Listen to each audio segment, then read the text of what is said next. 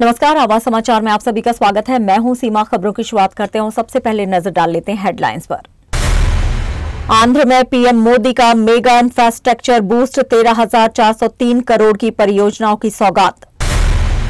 गुजरात की राजनीति में बड़ा सियासी भूचाल, सीएम को छोड़ सभी 16 मंत्रियों ने दिया इस्तीफा।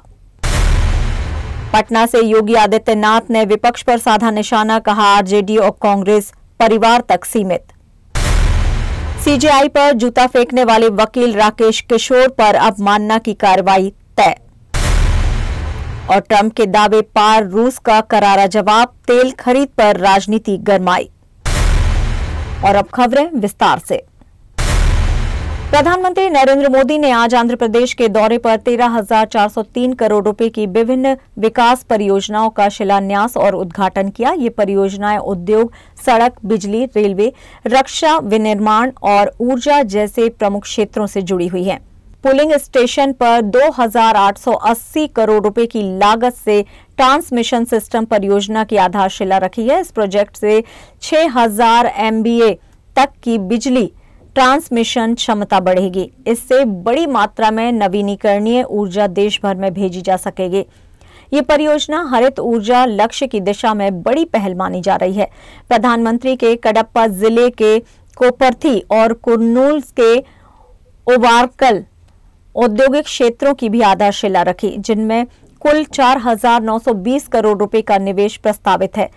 इन क्षेत्रों को NIC, DIT और AP सरकार मिलकर विकसित कर रही है, जिनमें प्लग एंड प्ले और वॉक टू वर्क जैसे आधुनिक मॉडल शामिल हैं। इन औद्योगिक केंद्रों से 21,000 करोड़ रुपए का निवेश आकर्षित होने की उम्मीद है। साथ ही लगभग 1 लाख रोजगार के अवसर भी प्राप्त होंगे। ये प्रोजेक्ट रॉयल सीमा क्षेत्र को औद्योगिक रूप से मजबूत बनाने की दिशा में अहम माना जा रहा है। इसके अलावा पीएम मोदी ने 960 करोड़ रुपए की लागत से विशाखापट्टनम के सब्बावरम से शीलानगर तक 6 लेन ग्रीनफील्ड राजमार्ग का शिलान्यास किया।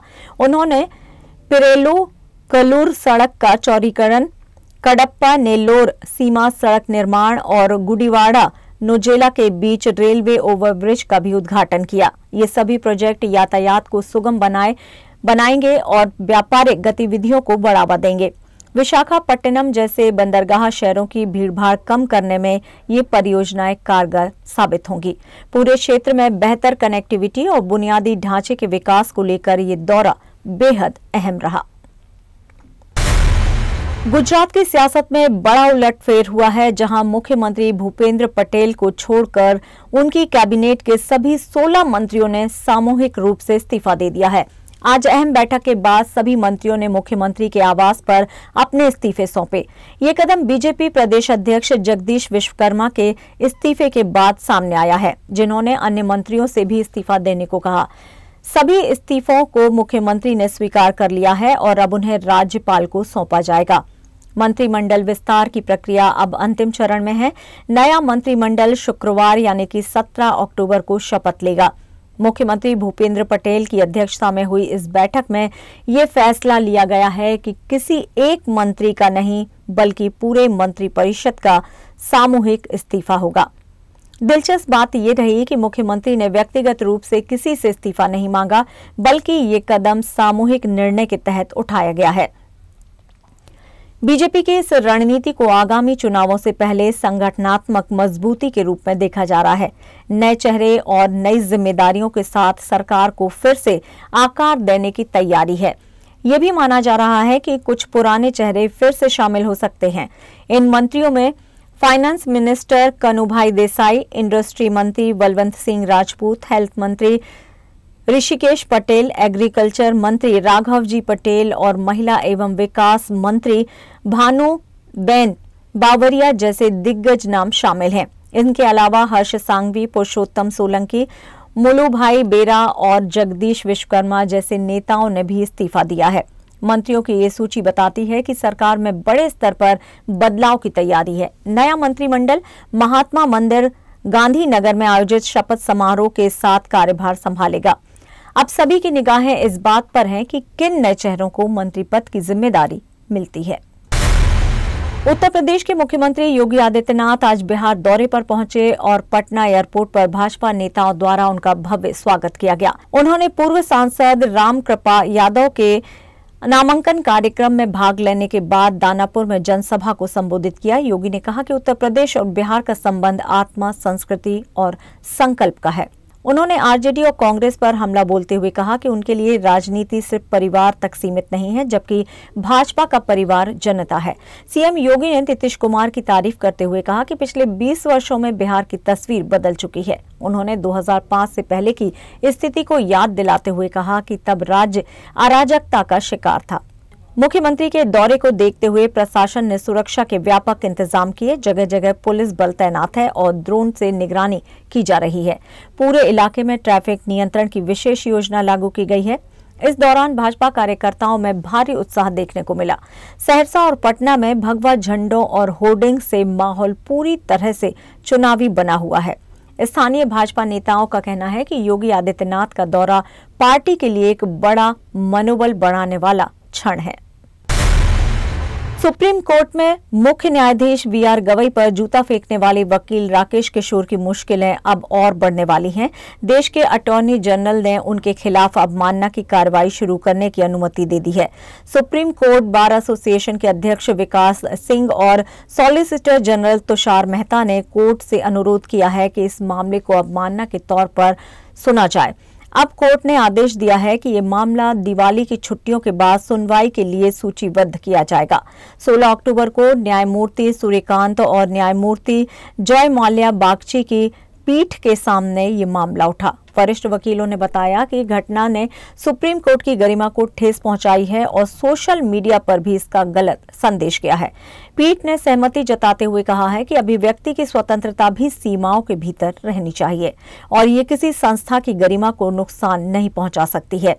कोर्ट ने स्पष्ट किया है कि इस मामले को गंभीरता से लिया जाएगा। पूरे घटनाक्रम की बात करें तो ये चौंकाने वाली घटना 6 अक्टूबर को हुई, जब 71 वर्षीय वकील राकेश किशोर ने न्यायालय कक्ष में मुख्य न्यायाधीश की ओर जूता फेंका। सुरक्षा कर्मियों ने तत्काल वकील को हिरासत में ले लिया। हालांकि सीजेआई गवई ने संयम दिखाते हुए कार्रवाई को जारी रखा और घटना को भूला हुआ अध्याय बताया। बाद में बार काउंसिल ऑफ इंडिया ने वकील का लाइसेंस तत्काल प्रभाव से निलंबित कर दिया था और अब ये मामला न्यायिक कार्रवाई की दिशा में आगे बढ़ रहा है। अमेरिका के राष्ट्रपति डोनाल्ड ट्रंप ने भारत रूस तेल लेन देन को लेकर एक बड़ा दावा किया और कहा कि भारत अब रूस से तेल नहीं खरीदेगा, लेकिन भारत सरकार ने तुरंत करारा जवाब दिया। विदेश मंत्रालय ने साफ कहा, हम अपने उपभोक्ताओं और राष्ट्रीय हितों के आधार पर ही निर्णय लेंगे। वहीं रूस और भारत के बीच रणनीतिक साझेदारी को लेकर रूस के उप प्रधानमंत्री और भारत में रूसी राजदूत ने भरोसा जताया। जापान में अमेरिका के पूर्व राजदूत रहम एमेनुएल ने ट्रंप पर पाकिस्तान से पैसे लेने और भारत से रिश्ते बिगाड़ने का आरोप लगाया। भारत ने स्पष्ट किया है कि वो अपने राष्ट्रीय हितों को ध्यान में रखते हुए ही तेल खरीद पर फैसला करेगा और डॉलर के वर्चस्व को चुनौती देने के लिए वैकल्पिक भुगतान व्यवस्था पर भी काम कर रहा है। वहीं अमेरिका में ट्रंप पर भी आरोप लगे हैं कि उन्होंने पाकिस्तान से पैसे लेकर भारत के साथ संबंध बिगाड़ने की कोशिश की। भारत ने यह भी स्पष्ट किया है कि तेल खरीद के फैसले में कोई राजनीतिक दबाव नहीं चलेगा। साथ ही डॉलर के वर्चस्व को चुनौती देने के लिए वैकल्पिक भुगतान व्यवस्था पर काम भी जारी है। इस बीच विपक्ष ने सरकार पर निशाना साधा, लेकिन भारत ने अपने राष्ट्रीय हितों के मुताबिक अपने कदम बढ़ाने के संकेत दिए हैं। ये महज तेल की खरीद नहीं, बल्कि वैश्विक राजनीति और आर्थिक रणनीति की बड़ी कहानी है। भारत, रूस और अमेरिका के बीच इस नए ड्रामे की आखिरी तस्वीर अभी सामने आनी बाकी है। खबरों में यहां लेंगे एक छोटा सा ब्रेक। आप बने रहिए आवाज समाचार के साथ।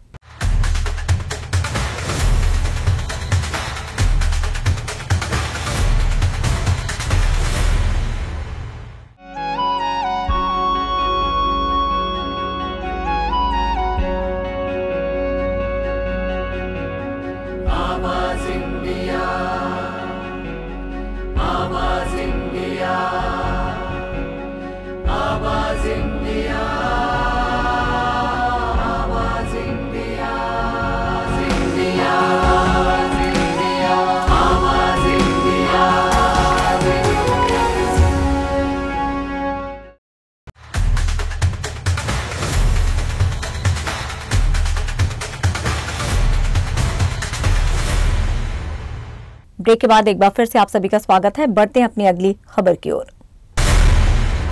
जून में अहमदाबाद में हुए एयर इंडिया AI-171 विमान हादसे में मारे गए pilot in command captain Sumit Sabharwal के पिता पुष्कर राज सबरवाल ने सुप्रीम कोर्ट में याचिका दायर की है।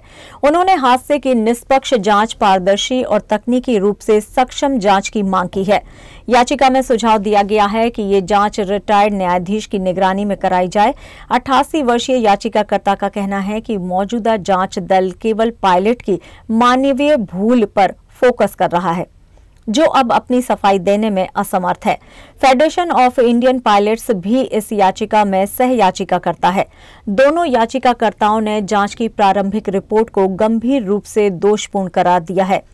उनका कहना है कि अन्य तकनीकी और प्रक्रियागत कारणों की जांच नहीं की गई है। रिपोर्ट में सीधे पायलट पर दोष मढ़ा गया है, जबकि अन्य संस्थागत खामियों को नजरअंदाज कर दिया गया है। खामियों में चेताया गया है कि ये तरीका भविष्य की उड़ानों की सुरक्षा के लिए बड़ा खतरा बन सकता है। याचिका में जांच समिति की निष्पक्षता पर भी सवाल उठाए गए हैं।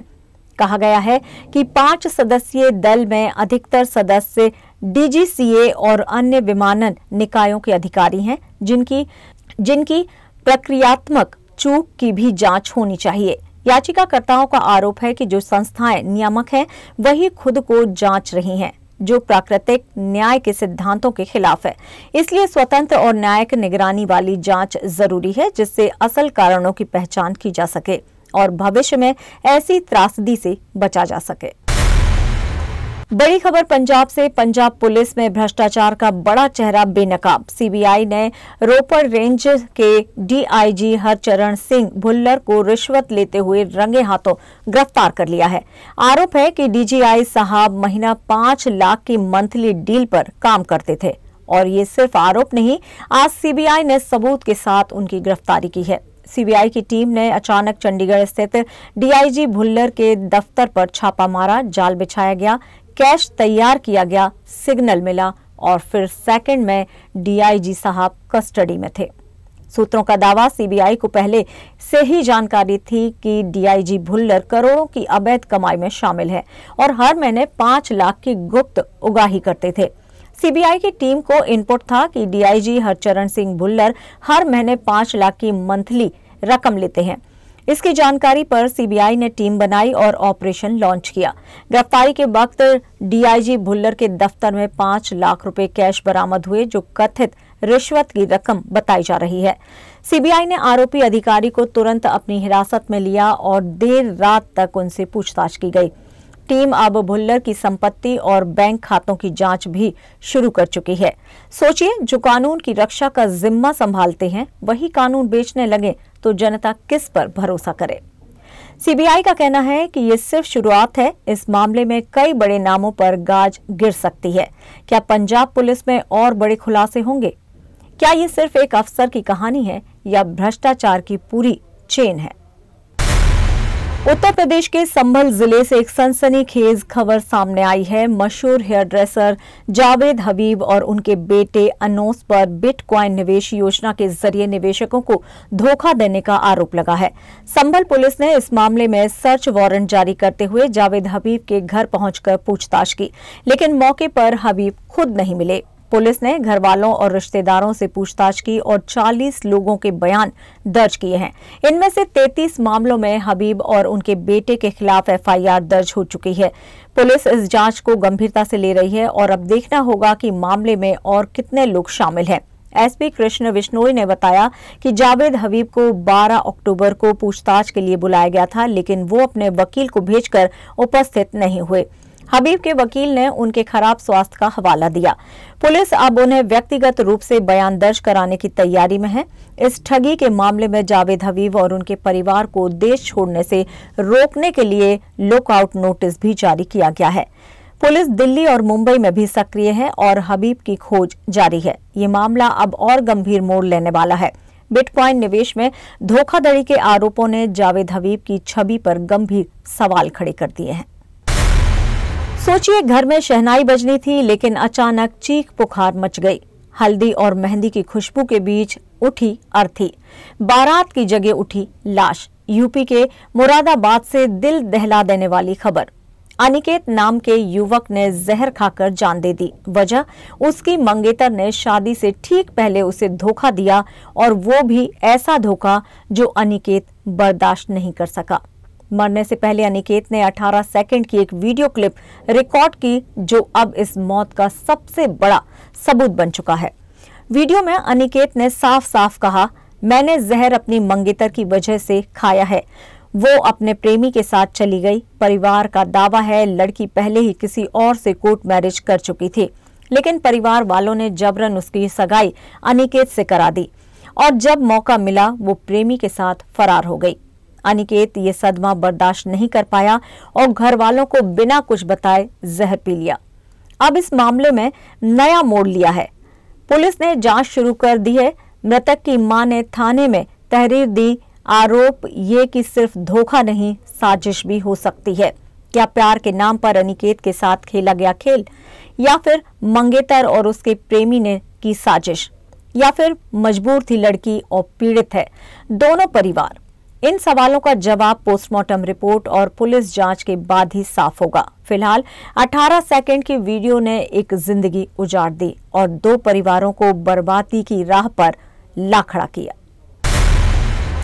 मुंबई में एक 72 वर्षीय बुजुर्ग कारोबारी के साथ घटी है चौंकाने वाली साइबर ठगी की घटना। ठगों ने खुद को ईडी और सीबीआई अधिकारी बताकर कारोबारी और उनकी पत्नी को 2 महीनों तक वीडियो कॉल के जरिए डराया और 58 करोड़ रुपए की ठगी कर ली। महाराष्ट्र साइबर विभाग ने जब मामले की जांच शुरू की तो 18 बैंक खातों की वित्तीय गतिविधियों को फ्रीज किया गया और 3 आरोपियों को गिरफ्तार किया गया। गिरफ्तार आरोपियों की पहचान अब्दुल खुबली, अर्जुन कदबवसरा और जेत राम के रूप में हुई है।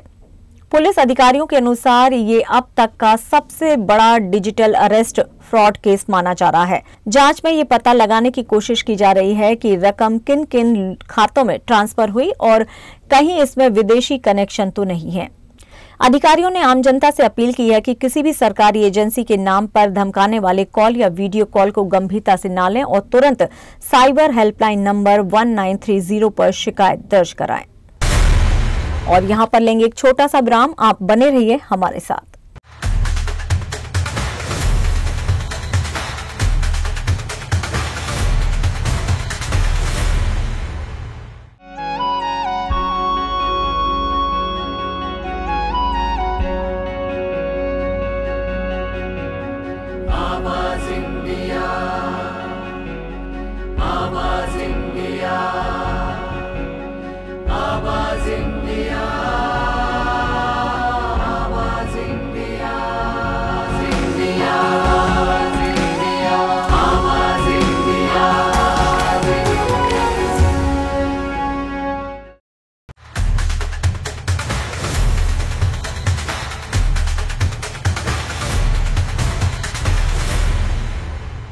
ब्रेक के बाद एक बार फिर से आप सभी का स्वागत है। बढ़ते हैं अपनी अगली खबर की ओर। देश की आर्थिक राजधानी मुंबई से एक चौंकाने वाली खबर सामने आई है। एक ऐसा खुलासा जिसने पुलिस, इंटेलिजेंस और प्रशासन तीनों के होश उड़ा दिए। सोचिए, अगर कोई शख्स भारत में फर्जी पहचान पत्र पर 1-2 साल नहीं बल्कि पूरे 30 साल तक रह ले, और वो भी मुंबई में गुरुमा बनकर, तो आप क्या कहेंगे? जी हां, आज हम बात कर रहे हैं अयान खान की, जो भारत में ज्योति उर्फ गुरुमा बनकर रह रहा था। मुंबई पुलिस की जांच में खुलासा हुआ है कि ये शख्स असल में बांग्लादेश का नागरिक है, जिसने फर्जी आधार, फर्जी पैन, फर्जी वोटर आईडी तक बनवा रखी थी। और मुसीबत ये कि मुंबई में 20 से ज्यादा प्रॉपर्टी का मालिक भी है। जी हां, रफीक नगर से लेकर गोवंडी तक इसके जाल ने पूरे इलाके को जकड़ रखा था। लोग इसे सम्मान से बुलाते थे गुरुमा, लेकिन जब पुलिस ने दस्तावेज की जांच की तो सच्चाई खुली, ये सब कुछ फर्जी था। सबसे बड़ा सवाल, कैसे एक विदेशी शख्स 30 साल तक सिस्टम की आंखों में धूल झोंकता रहा? कैसे फर्जी कागजात बनते रहे? कैसे प्रॉपर्टी खरीद ली गई? और कैसे किसी को भनक तक नहीं लगी। यही नहीं, मुंबई के बाद दिल्ली में भी चौंकाने वाली खबर आई है। दिल्ली पुलिस ने भी ताजा कार्रवाई में 10 अवैध बांग्लादेशी नागरिकों को गिरफ्तार किया है। कुछ ने लिंग परिवर्तन तक करवा लिया था और भीख माफिया का हिस्सा थे। पुलिस को शक है ये भी सिंडिकेट के तहत काम कर रहे हैं। परेश रावल एक बार फिर से विवादों और विचारों के बीच खड़ी फिल्म में नजर आ रहे हैं। OMG में भगवान पर केस करने वाले परेश अब द ताज स्टोरी में ताजमहल को अदालत के कटघरे में ले आते हैं। हाल ही में रिलीज हुई ट्रेलर में वे एक गाइड के किरदार में दिख रहे हैं जो पर्यटक को ताजमहल दिखाता है और फिर उस पर केस कर देता है। मामला अदालत तक पहुंचता है और धर्म से जुड़ा विवाद शुरू हो जाता है। कोर्ट में इतिहास के पन्ने पलटे जाते हैं और ताजमहल को लेकर नई कहानियां सामने आती हैं। ट्रेलर से फिल्म को लेकर चर्चाएं तेज हो गई हैं। फिल्म में परेश रावल का किरदार सवालों के जरिए इतिहास को चुनौती देता है। ट्रेलर में दिखाया गया है कि उनका दावा सिर्फ व्यक्तिगत मत नहीं बल्कि तथ्यों पर आधारित है। जैसे जैसे मामला बढ़ता है, एक खास समुदाय विरोध में उतर आता है। फिल्म में कोर्टरूम बहसें काफी तीखी और तथ्यात्मक दिखाई गई हैं। द ताज स्टोरी सिर्फ एक ऐतिहासिक विमर्श नहीं बल्कि समाज में मौजूद संवेदनशीलताओं को भी छूती है। परेश रावल की दमदार स्क्रीन प्रेजेंस इस विषय को और गहराई देती है। अब देखना होगा कि बॉक्स ऑफिस पर फिल्म कितनी चलती है। और फिलहाल आवाज समाचार नहीं, लेकिन आप देखते रहिए आवाज इंडिया। नमस्कार।